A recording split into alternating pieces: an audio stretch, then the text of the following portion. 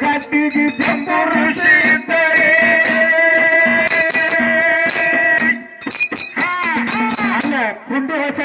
ತಕ್ಕಂ ಮಾಡಿ ಮಂದಿಗೆ ಏನು ತಿಳಿದಂಗ ಹಾಡ್ರೆ ಅಲ್ಲ ತೆಗೆದು